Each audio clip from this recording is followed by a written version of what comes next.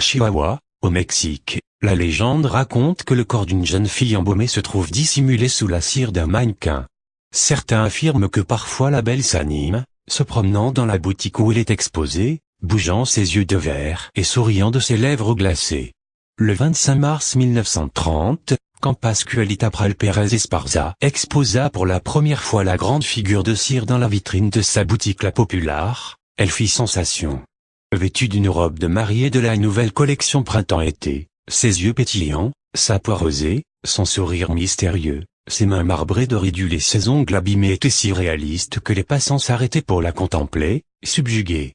Quand il lui demandait où elle avait pu se provoquer un aussi beau modèle, Pascualita répondait qu'elle l'avait fait venir de Paris, ou qu'elle l'avait acquis à Mexico, dans une boutique prestigieuse, El Puerto de Liverpool, qui proposait de la dentelle, des rubans, des fleurs de tissu, des boutonnières et différents produits dont elle se servait pour confectionner ses robes de mariée. Elle expliquait qu'au début, les propriétaires s'étaient montrés réticents à le lui vendre, mais qu'elle les avait menacés d'arrêter de leur acheter des fournitures et qu'ils avaient fini par céder. La manière pouvait sembler un peu rude, mais Pascualita s'était véritablement entichée de ce mannequin, et elle le voulait à tout prix. Comme elle l'avait exposé pour la première fois le jour de l'incarnation, elle l'avait baptisé Chonita, mais il n'allait pas garder ce nom très longtemps. Si tout le monde s'accordait à dire que la femme de cire ressemblait étrangement à Pascualita ou à sa sœur Cuca, certains, qui l'observèrent plus attentivement que les autres, remarquèrent qu'elle était la réplique parfaite de sa fille, qui était morte de manière tragique peu de temps auparavant, le jour même de son mariage. La jeune fille, qui était donnée comme particulièrement belle, se trouvait devant l'autel quand elle s'était faite piquer par une veuve noire, ou peut-être un scorpion, personne n'en était sûr, et sa disparition avait laissé sa mère inconsolable. Une sordide rumeur se mit alors à courir, qui disait que Pascualita Esparza, refusant de laisser partir sa fille, avait fait embaumer son corps et qu'elle l'exposait dans la vitrine de sa boutique. La malheureuse mère commença alors à recevoir des appels anonymes de personnes qui s'indignaient de son geste morbide et maugréaient des paroles incompréhensibles sur les lois divines. Espérant mettre un terme à ce harcèlement, elle fit alors rédiger un démenti formel par un notaire public, qui fut ensuite diffusé dans tous les journaux de la ville, mais il était déjà trop tard et personne ne la crut. La belle Chonita fut alors rebaptisée la Pascualita, du prénom de sa propriétaire. À la suite de cette annonce, la renommée de la Pascualita s'étendit rapidement, et de toutes les grandes villes du Mexique une foule, qui espérait voir la jeune fille embaumée, accourut à l'angle des rues Victoria et Ocampo, où se trouvait la boutique, créant de monstrueux embouteillages et forçant la police à intervenir.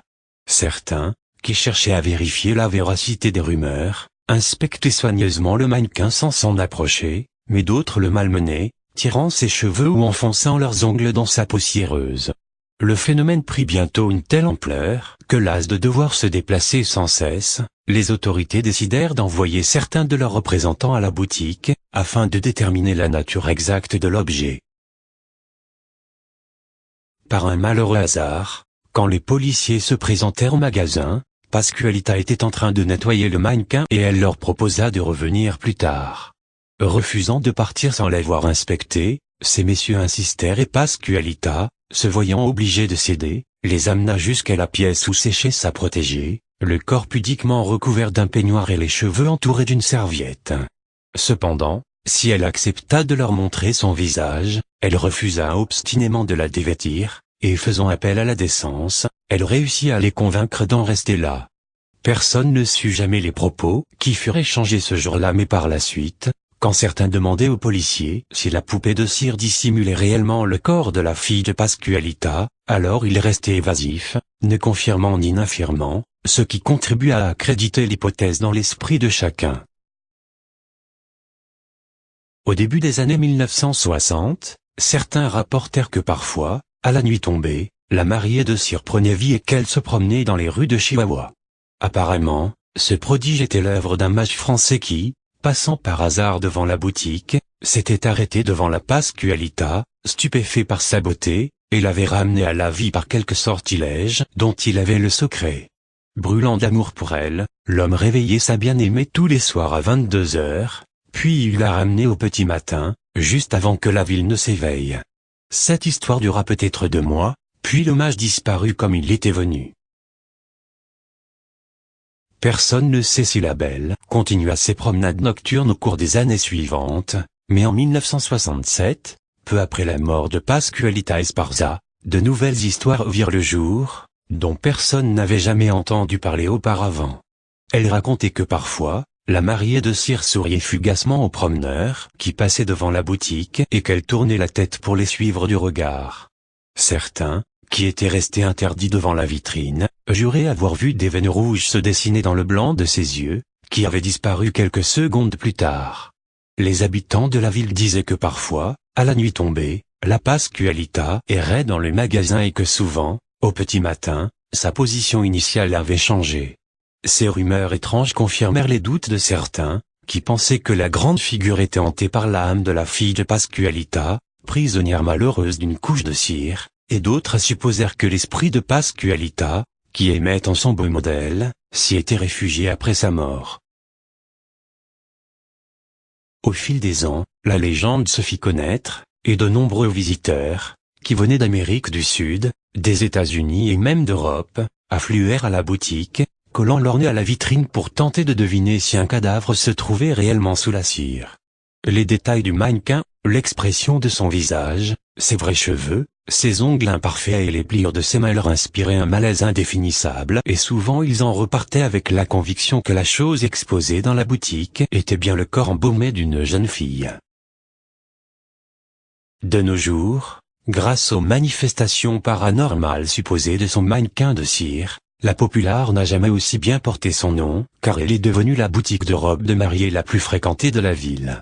Les employés du magasin, qui côtoient quotidiennement la Pascualita, l'auraient vue bouger, pleurer, transpirer et elles auraient rapporté l'apparition de veines bleuâtres et rougeâtres sur ses jambes ou dans ses yeux, qui se seraient estompés en quelques instants.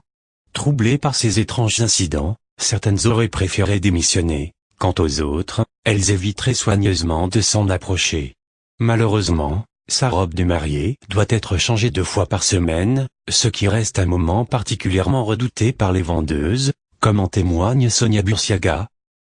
Chaque fois que je vais à proximité de Pascualita, mes mains se couvrent de sueur. Ses mains sont très réalistes et elle a même des varices sur les jambes. Je crois qu'elle est une vraie personne. D'ailleurs, la Pascualita est traitée comme une vraie dame. Un rideau est tiré à chaque fois qu'elle change de robe et chaque semaine ses longs cheveux sont shampoinés, coiffés, puis elle est maquillée en fonction de sa tenue. Parfois, la robe ne serait pas à son goût et elle le ferait savoir à sa manière, attendant patiemment la nuit pour se rendre dans l'arrière-salle et en changer. Les activités de la Pascualita seraient régulièrement remarquées par les passants, qui rapporteraient régulièrement ses sourires fugaces, ses regards insistants, ses mouvements furtifs et ses errances nocturnes. Sa beauté ferait toujours des ravages et certains, qui se disent amoureux de la jeune femme de cire, embauchent des musiciens pour lui jouer la sérénade afin qu'elle se sente moins seule. De nombreuses ballades populaires ont été écrites en son honneur. Selon Monsieur Mario Gonzalez, le propriétaire actuel de la boutique, la Pascualita aurait même fait un miracle. Une femme avait eu une violente dispute avec son petit ami à proximité de la boutique. Au moment où elle se tournait pour s'éloigner de son amant, il a sorti un pistolet et lui a tiré dessus. Comme elle s'effondrait, elle a levé les yeux et elle a vu la figure dans la vitrine du magasin. Alors elle dit, « Sauve-moi Pascualita, sauve-moi ». Et vous savez quoi? Elle a survécu.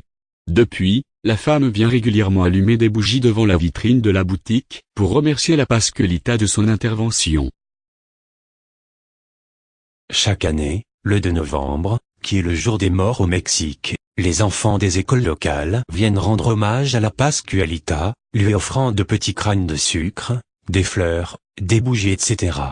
Une superstition est née de la légende de la Pascualita, qui prétend que celles qui achètent une robe portée par le plus célèbre des mannequins mexicains connaîtront un mariage heureux. Fort du succès de sa figure de cire, Monsieur Gonzalez pense ouvrir un livre d'or pour ses visiteurs et un petit musée pour la Pascualita. Mais si quelqu'un lui demande si elle est un mannequin ou un cadavre embaumé, alors il refuse de répondre et souriant mystérieusement, il secoue la tête.